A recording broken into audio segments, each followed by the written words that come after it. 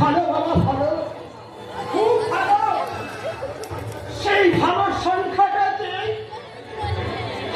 আমি মিলাতে পারিনি বাবা।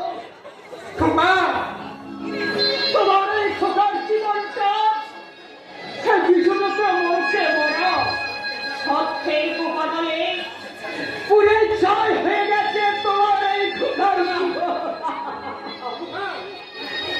আমি না সেই ভাবকে তোমার হয়ে এসে দাঁড়িয়েছি। তুই তো অক্ষর ঘরে খোকা, কেন কেন কেন তোদের অন্যায় প্রতিবাদ করিস না? তোমার আমার কষ্টের তো একটাই উত্তর বাবা, আমি যে তোমাকে বাঁচিয়ে রাখবার জন্য ওদের প্রতিবাদ করতে পারি না। কারণ বাবা, তোমার খুব কষ্ট হচ্ছে তাই না বাবা? না না বাবা, না না না, এটা এটা আমি আমি আমি খুব খুব খুব ভালো আছি। এই বন্ধকার ঘরে ঠিক ভাঙবে এই পথিকের মতো এই নিশ্চিন্তে মৃত্যু তো হলো। জানিস তো ভাই, আমি ওদের সাহসের চাবুক কিন্তু তোর সহ্য করতে পারো না। এখানে পারি না। আমি কোথায় যাবো বাবা?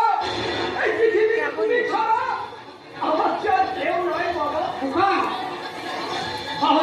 আজ আমরা দুজনে চক্রান্ত শিকার, কিন্তু কিন্তু একদিন এই চক্রান্ত না চলছে আসল সত্যটাকে আমাকে উদ্ধার করতে হবে বাবা।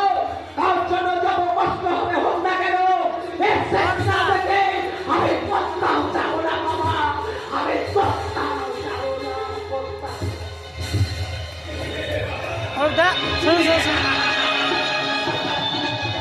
সত্য একদিন উদ্ঘাটন হবে। কালেরই নিয়মে আগুন কোনদিন মাথা তুলতে পারেনি, হাত জোতা পারবে না। ধরিয়ে যায় একদিন হবে।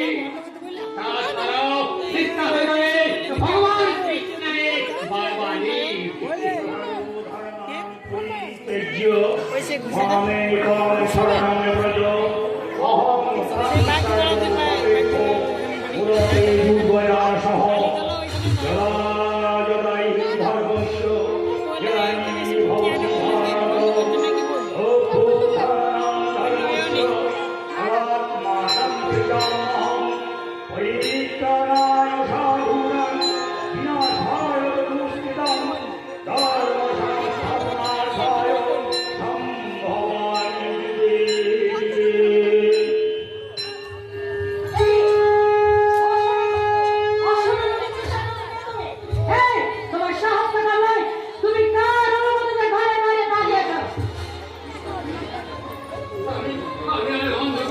থাকতে পারছি না দিদিমা।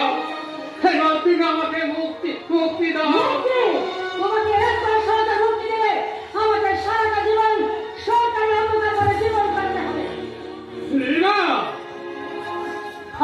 আমি যে তোমার স্বামী। না স্বামী, স্বামী না, তুমি একটা স্বামী, আমার একটা সাইনবোর্ড। তোমাকে কামিয়ে আমি সারাটা জীবন রাজনীতি নিয়ে ব্যবসা করছি।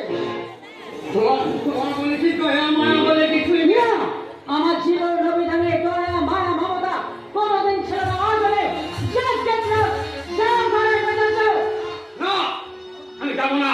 যাবে না?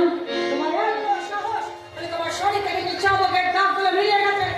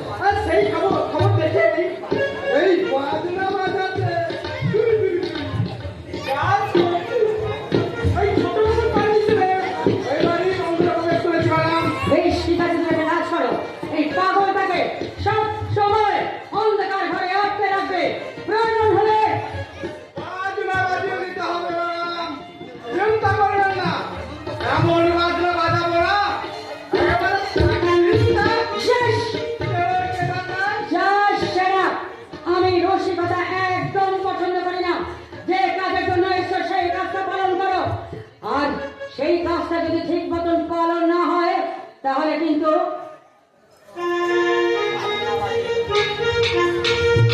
বাজনা বাজিয়ে বলে ওই ঠিক মতো ডিউটি পালন না করলে ম্যাডাম আমার কাজের বাজনা বাজিয়ে দেবে।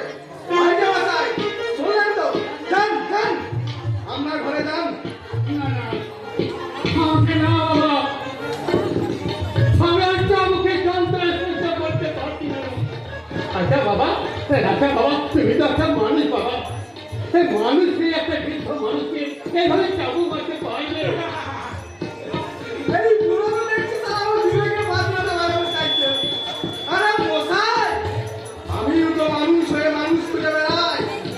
এই দুনিয়াতে একটা আজব চিড়িয়াখানা, সেখানে মানুষের মাঝে বাস করে হাজার হাজার মানুষ রুটি জানলা। যান ভাই যান, আপনি আপনার ঘরে যান। আর ওষুধটাকে ঘুরে করুন। না না, সেই ওষুধ তুমি আমাকে খেতে বললো না বাবা। সেই ওষুধ খেলে আমার সেই গোটা শরীরটা অস্ত্র হয়ে পড়ে, সেই মাথাটা ঝিনঝিন করে, সেই চোখ মিলে তাকাতে পারি না। দয়া করে আমাকে বাঁচতে দাও বাবা, বাঁচতে দাও, বাঁচতে দাও।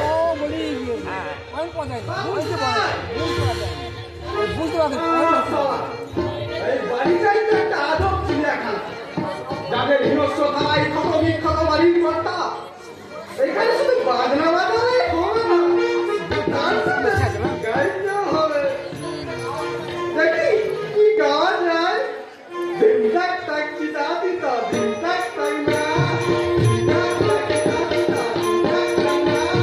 শুনতে দেব, সকালতে দেব, ওই ঘুরাতে দেব, সকালতে দেব, ওই ঘুরতে দেব, সকালতে দেব, ওই ঘুরাতে দেব।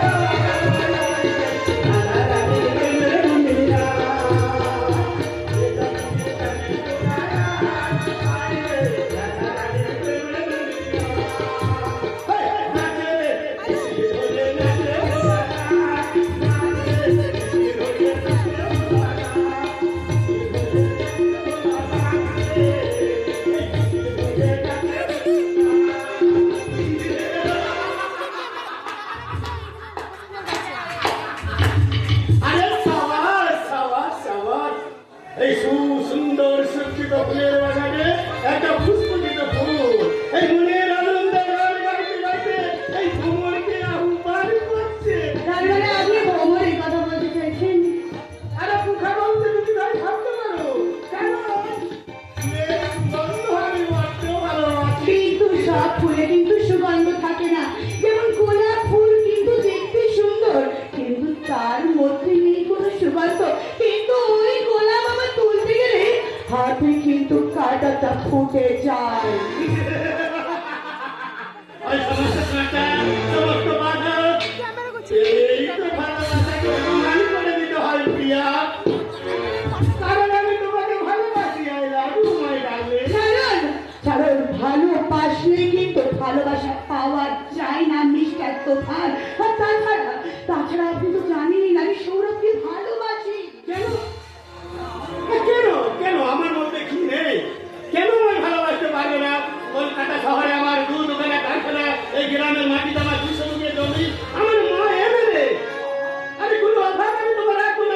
আপনার মধ্যে হয়তো ভালোবাসা আছে, কিন্তু সেই ভালোবাসার মধ্যে নেই কোনো গভীরতা।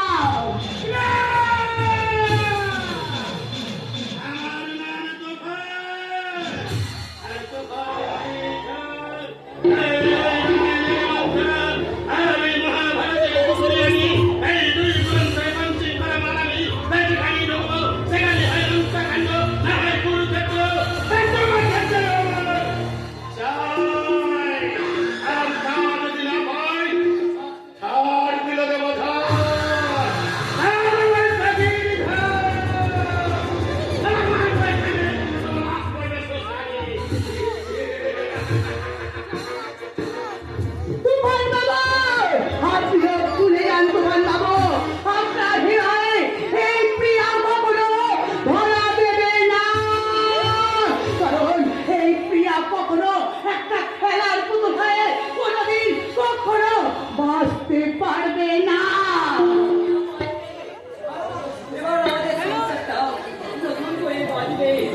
দাদা, কি হয়েছে দাদা? জানিস কি আর? আমি একটা চাকরি পেয়েছি। চাকরি পেয়েছিস তুই? হ্যাঁ, এবার আমি তো মৃত্যু কথা যাচ্ছি নেই, ওদের চিকিৎসা করতে পারবো, আর ওকে বিনা চিকিৎসায় মরতে হবে না। কে কে তোমার চাকরি দিয়েছে দাদা? হ্যাঁ দেখুন, কলকাতায় একটা বড় কারখানায় ওই তুফান চ্যাটার্জি আমার একটা চাকরি দিয়েছে। কি বলছিস দাদা? তুফান তুফান কি চাকরি দিয়েছে? হ্যাঁ দেখুন, হ্যাঁ, আর আমাদের সংসারে কোনো অভাব থাকবে না। তুফান আমাদের সংসারে ভগবান, তবু একটা সত্য জিনিস শত শত শত কি সত্য? ওই তুফানকে তোকে বিয়ে করতে হবে। না! না, দাদা, না। হয় না, দাদা, এ হয় না। তুমি আগে বল। আমি সৌরভকে বড্ড বেশি ভালোবাসি। ওকে নিয়ে যে আমি অনেক স্বপ্ন দেখেছি। গরিব ঘরে জন্ম নিয়ে স্বপ্ন দেখা সাজে না রে বোন, স্বপ্নের স্বপ্নই থেকে যাও। দাদা, আপনারা কি জানিস, তুফানের সঙ্গে বিয়ে হলে তুই খুব সুখেই থাকবি। দাদা, আর শরীরে কি পাবি? ওর তো এক পয়সা রোজগারের মূল্য নেই, সংসারে যা হাল তাতে নুন আনতে পান্তা ফুরায়। এই অভাবের সংসারে ভালোবাসাটা ওই একদিন চাল না, এটা ঠিক দাদা। হ্যাঁ দাদা, হ্যাঁ, তোর কথাই একদম ঠিক দাদা, তোর কথা একদম ঠিক। কিন্তু আমি যে সৌরভকে ছাড়া বাঁচতে পারবো না। আমি সৌরভকে নিয়ে বাঁচতে চাই দাদা। কেন বলতে চাইছেন না বোন? তোর উপরে নির্ভর করছে একটা অসহায় জীবন দাদা, আর একটা পরিপূর্ণ সংসার। তুই কি চাস সেরাম চিকিৎসায় আমার স্ত্রী মারা যাও, না, না দাদা, এই সংসারটা ছাড়খাড় হয়ে যাও? না দাদা, না, আমি তা চাই না, কখনো চাই না দাদা, কখনো চাই না। ওই সৌরভকে ছেড়ে ওই তুফানকে বিয়ে করতে হবে। বেশ দাদা, বেশ।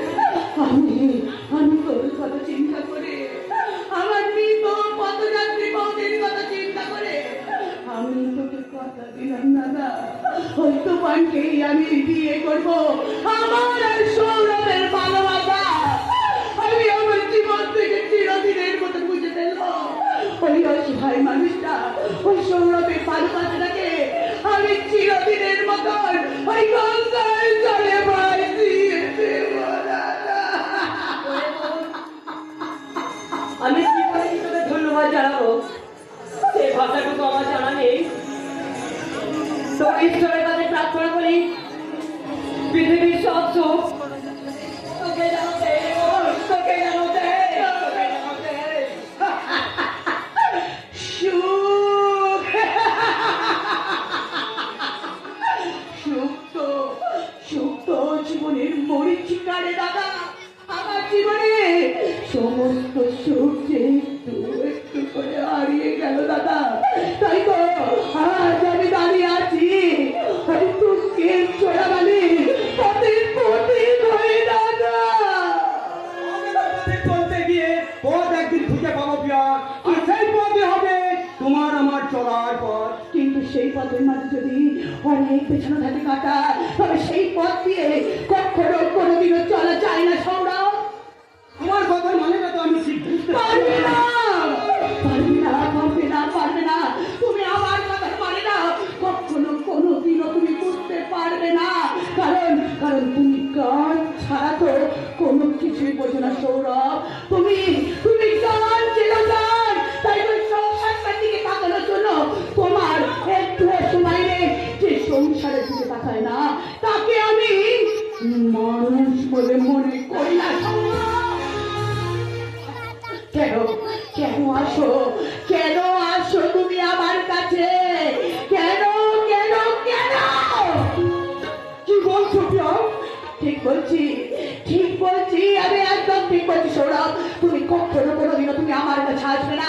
চলে যাও, চলে যাও, তুমি আমার কাছ থেকে চলে যাও। কারণ কারণ আমার একজনের সাথে বিয়ে ঠিক হয়ে গেছে সৌরভ।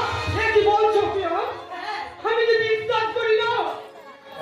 তুমি তুমি আমার সঙ্গে ইয়ার্কি মারছো পিয়া? না, ইয়ার্কি তোমার সাথে আমি মারছি না, কারণ ইয়ার্কি মারার কোনো ইচ্ছা আমার অন্তত তোমার সাথে নেই। আর একটা কথা কান খুলে শুনে রাখো, সামনের সপ্তাহে আমার তুফানের সাথে বিয়ে। বিয়ে? তোমার বিয়ে? তাহলে তোমার আমার ভালোবাসা মিথ্যে, মিথ্যে, মিথ্যে, মিথ্যে। তোমার আমার ভালোবাসা সম্পূর্ণ মিথ্যে। এতদিন আমি তোমার সাথে অভিনয় করেছি, অভিনয় করেছো? হ্যাঁ, পিয়া, বাহ! কি আমার নিঃস্বার্থ ভালোবাসা! ওই মিথ্যার গান করাই তুই আমাকে গান করালে, আর অভিনয়ের মজাতে আমার ভালোবাসাকে পূর্ণ করে দিলে পিয়া। আর ওই নিঃস্বার্থের দাড়ি পাল্লায় ভাগ করে দিলে পিয়া, ভাগ করে দিলে। আর আমার জীবনটাকে মূল্যহীন করে দিলে পিয়া, মূল্যহীন। হয়তো তাই। সাব্বাস পিয়া, সাব্বাস। হাততালি দিয়ে তোমার কাছে বাহুমা নিয়ে গেলাম, আর বিনিময়ে তোমার কাছ থেকে নিয়ে গেলাম এক বুক আহার আর ভালোবাসা দিয়ে করা ফুলের বাগান। আমি শিকড় করলাম আর ব্যথা নামক একটা গাছ, আর যে গাছের ফুল